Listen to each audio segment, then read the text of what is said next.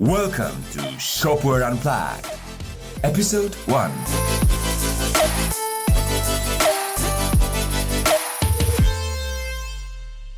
My name is Borys Skraba, CEO of Ergonaut and Strix. Strix is an agency and enterprise partner of Shopware. My name is Thomas. I'm owner of ShopWorks e-commerce, enterprise partner in the Netherlands.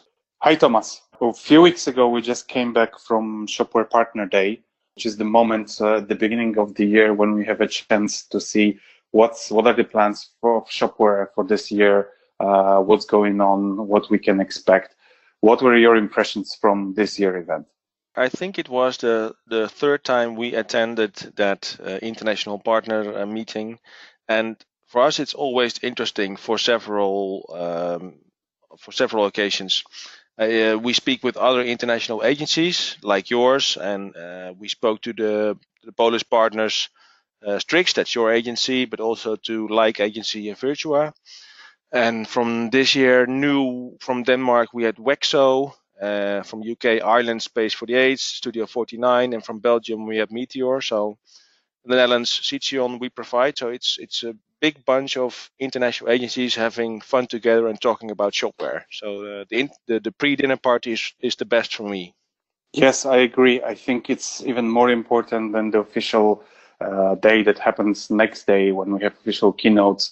This evening before, it's a great opportunity really to talk to people, have some beers and see their experiences, what they are facing, what they think about the market, what are their observations. So it's a really great momentum over there. And I would risk to say that it's even more important than the whole official thing, just to build a network and talk to people directly. So how was your impression about the venue? Because I'm always surprised whenever we go to a house, whenever we go to Tobit location, and their unbelievable venue. What are your observations about it? How do you find this? I always think if I go to the little town in Germany, there's this English song, "Our house in the middle of the street, our house."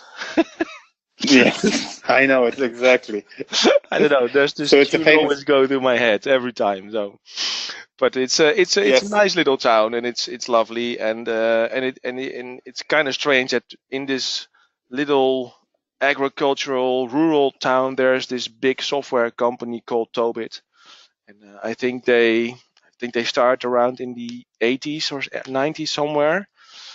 They've been delivering, various types of software, but it's always been a strange company to me. But the venue is great. Yes, I was trying to find out, and I was on their website, just trying to realize what are they doing? What kind of software they are developing, how they make so much money that they, in the middle of nowhere, they've got this beautiful modern building. Yes. Whenever you go even to the toilet, you need to touch some button, touch some screen. And in the middle of the building, you have like a full conference hall that you can make a concert for 2,000 people. Which is completely ridiculous. I mean, it's great location for the event itself, but it's very interesting. And you can imagine that Tobit website is only in German, so I couldn't find out what they're doing. So I think, looking this way, they got so much money. They're in the middle of nowhere, and their website is only in German. Then I think that they're doing some secret software for German government. That's why they make so much money, and they don't need even an English website, so that people can realize what they're doing. When you stay in the Unbrexit hotel, you have to work with their software. So you don't get a key, you just have a code, and if you enter the code on the door will open.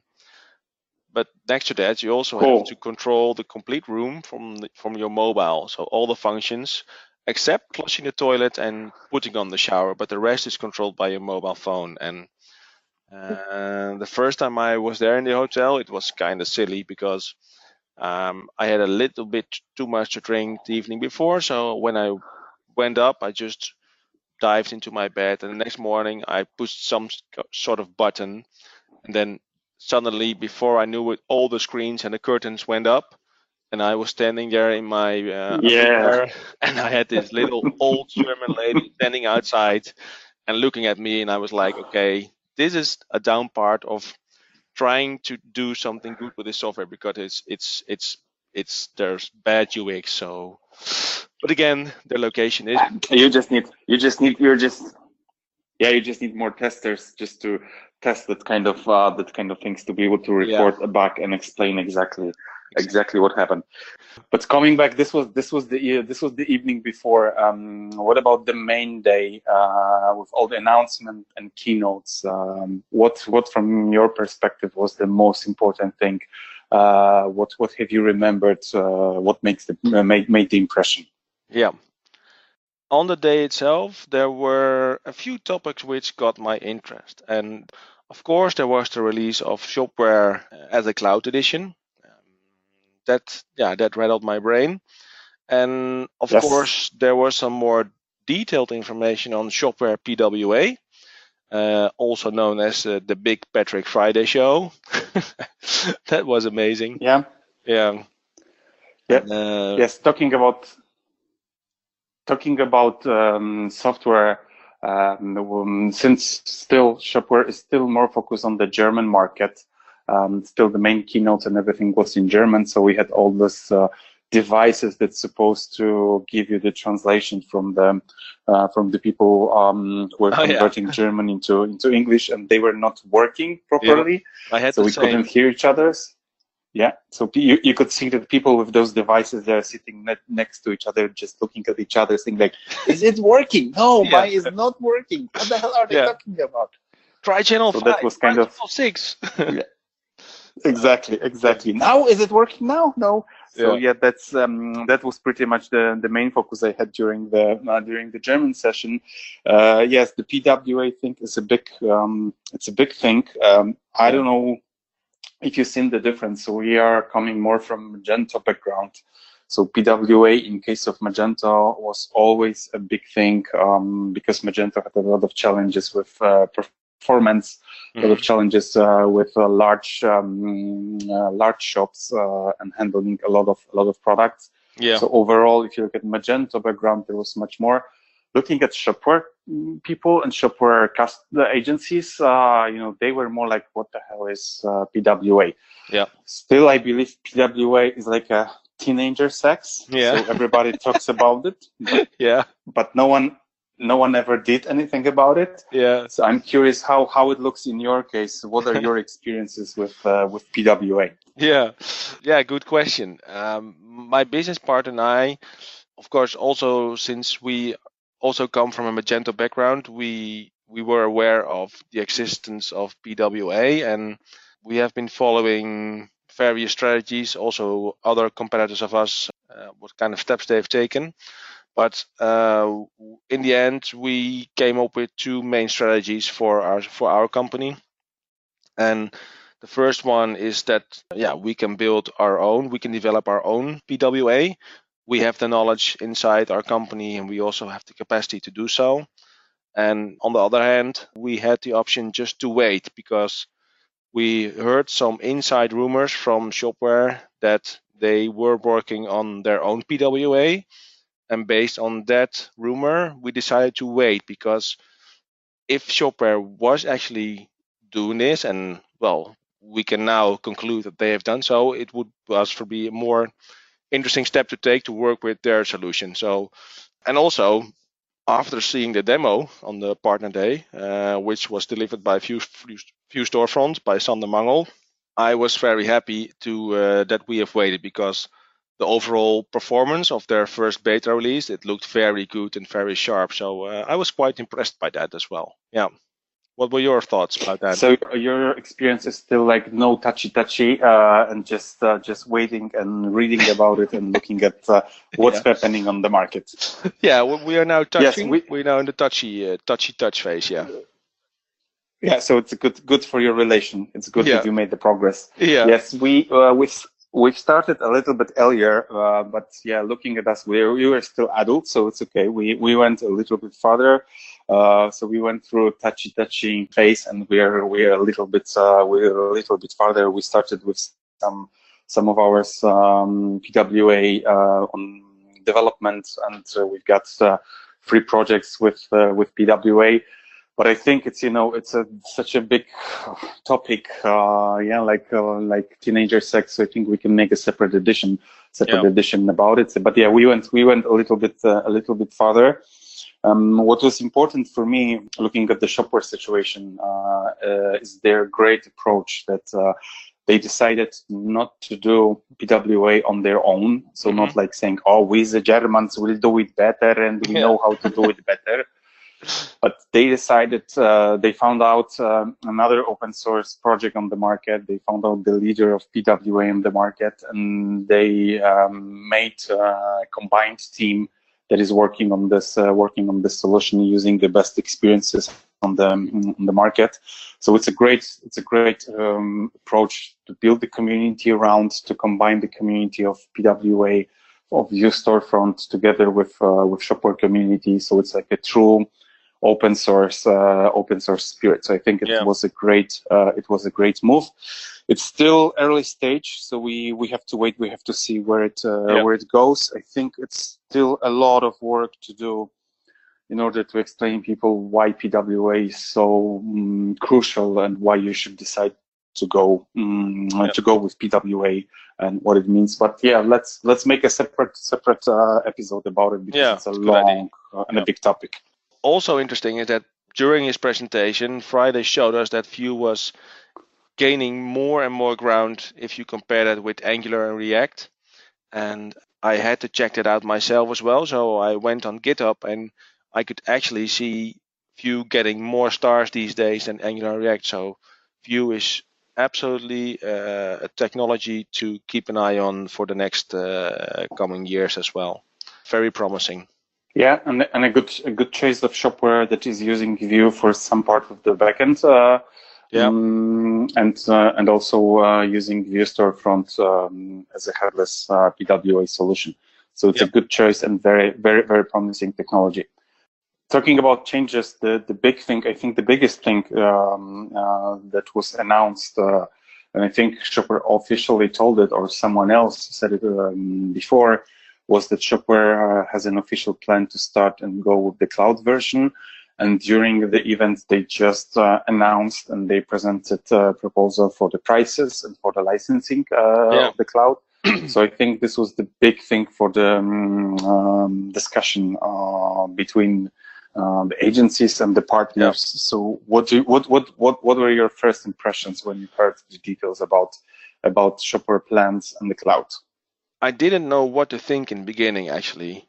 They lost me for a while during that presentation. Main reason for that was I thought, if we are actually going into full cloud mode with Shopware, what would that mean for my current business model? Because currently we are so used to working with on-premise solutions, which is most projects are based on multiple times of hours and to realize these projects, but and based on that turnover, we have a certain amount of people working with us. And what does cloud mean for my business model? That was one of my first questions. That's something which I haven't found an answer up to now. So that is a question which is still going through my mind. And but on the other hand, looking at how they created the Shopware 6 software, now it's an ecosystem which is very flexible, fast, solid, and connectable over API for front-end, back-end administration, etc. In this strategy, it's interesting, but yeah, I think if you are changing your strategy from being used to develop as an on-premise solution and now going forward, not only forward, also adding a cloud solution to your program, that will be challenging. And I think we had some experience with Magento that in the old days as well, right? What was it called? Magento Go or something? Yes, I think it was about 8 years ago when Magento decided to set up and go with the SaaS solution, which was Magento Go.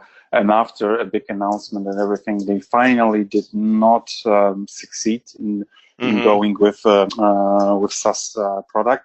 At the same time trying to sell an enterprise on-premise solution. Yeah. But that was a different momentum. If you look right now, as someone said, the bus is leaving. So if you don't jump to the bus, the door may close and the bus will be gone. If you look what's happening with all the other platforms.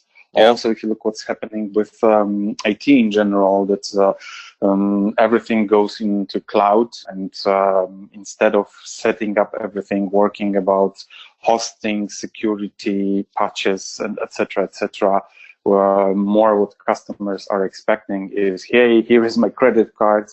I will pay you monthly, so you should take care of all these things, and I will just more focus on my business. So it's a very interesting situation. You think the timing for Shopware can be better than Magento Go back then?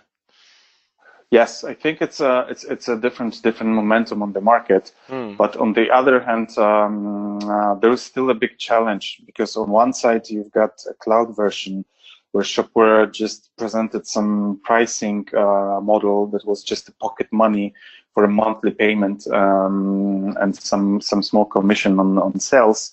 Yeah. Where at the same time they're trying to sell an enterprise product under one brand. So yes, cloud is a great solution, but it's rather for someone who is more focused on selling, who's not focused on customization. So he will just select out of the different products. Then an enterprise customer who's more into, let's control the technology, let's control the thing. So it's a kind of tricky thing. If you compare it to car business, everybody knows that you are a Volkswagen, I'm BMW guy. If BMW would enter the market with BMW Zero, where you could just pay monthly, I don't know, 50 euros, for example, for the car rental plus some commission on the mileage that you do. And on the other hand, they would have, an expensive BMW 7 that costs, $200,000. So people might get confused, like, so why do I pay, 50 euros for some, limited version, very basic version, just, one color, which in case of BMW is black. With one engine, that's okay, but it's 50.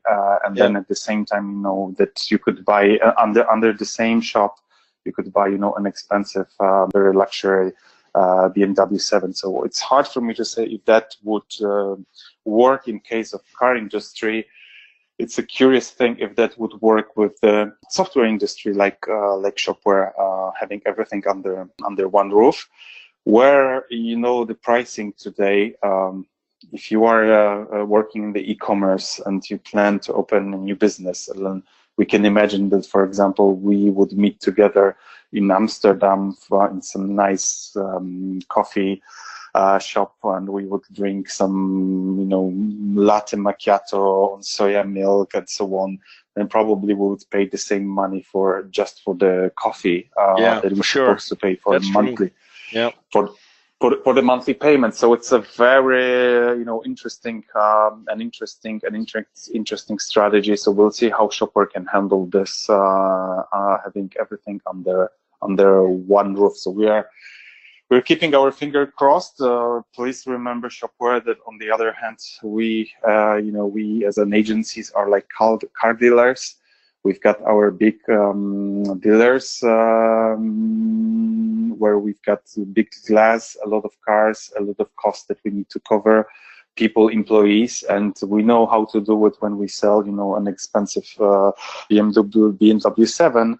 When suddenly we switch to BMW Zero that costs 50 euro a month, it will be hard to have this nice, dealer location with everything and to cover all the costs. So it's an interesting, and I'm very curious how this will go. What also the other partners are thinking about, about this situation. Yeah. Let's try to get some more info on that as well during the next conversations. Yeah, and also talking about strategy. It's getting more clear to me that during these talks and also looking at all the information we have gotten during the event, that Shopware has had a complete revamp of their overall strategy. And so they are actually preparing for the next 10 years. because we are talking about Shopware Cloud, Shopware PWA, and another thing which got my attention, and it was quite interesting. It was like how do you told it me during the event? You called like some sort of sumo something, and it's about the way they teamed up with Mage One. That was kind of crazy strategical move, right? Yes, I think they've made a very good idea. Shopware is cooperating or working with the company that is going to provide long-term support for Magento 1 customers. So if someone is not ready or it's not a good moment right now to do the migration, or Magento agencies are too busy right now doing the migrations for everybody else, then you can get support from Mage One, and they will still continue to deliver security patches, continue to deliver some improvements of Magento 1. Yeah. And if you decide to go with Shopware, Shopware is going to cover the cost of the support for next 6 months. So we don't have to worry about May 2020. Wow. Magento is leaving these customers. Shopware is going to take care of these customers. So it's a really great move. Yeah. And I think that I love that kind of move. It's kind of sumo. So you are using your strength of the opponent against him. So he's losing against you because he's big and he cannot control everything. So I think some people at Shopware should get some award for this. It's the beginning of the year, so in general, if you would look, Oscars are already gone, and it's hard to say if you can compare it to DiCaprio playing in Titanic.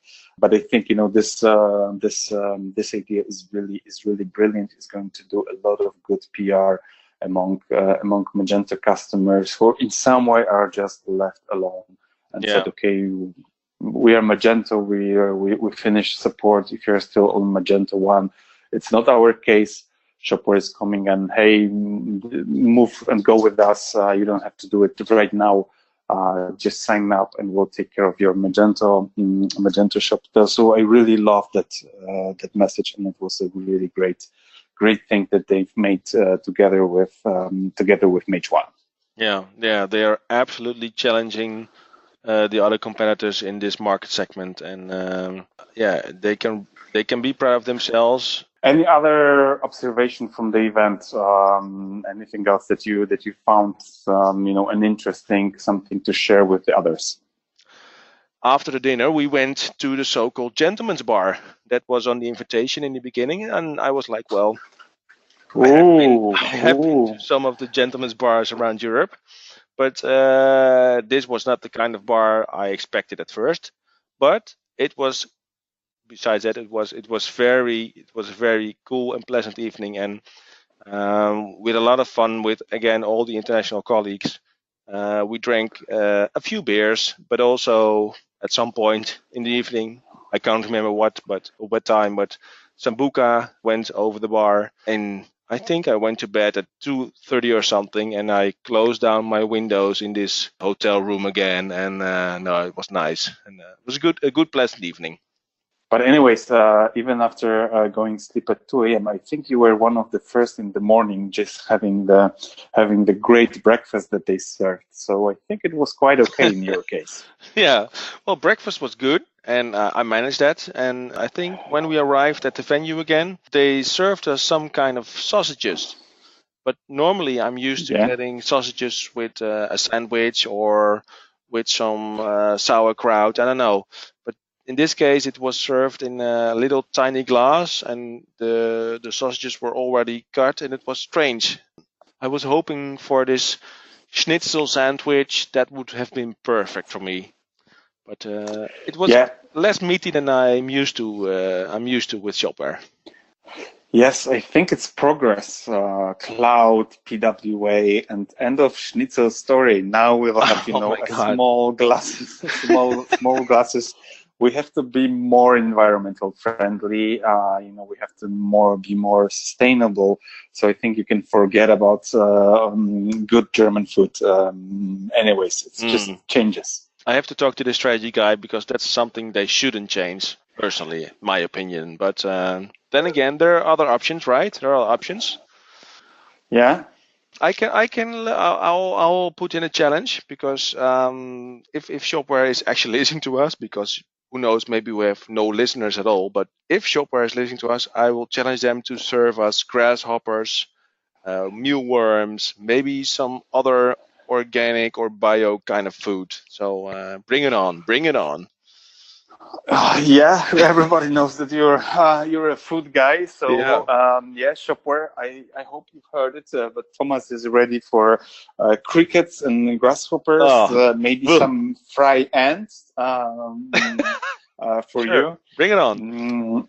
I don't think I'm just brave enough. So I will stick into sausages in small glass. But you can take it. No, I'll be more than curious just to see how it tastes and what's your reaction. So Shopware, please accept the challenge.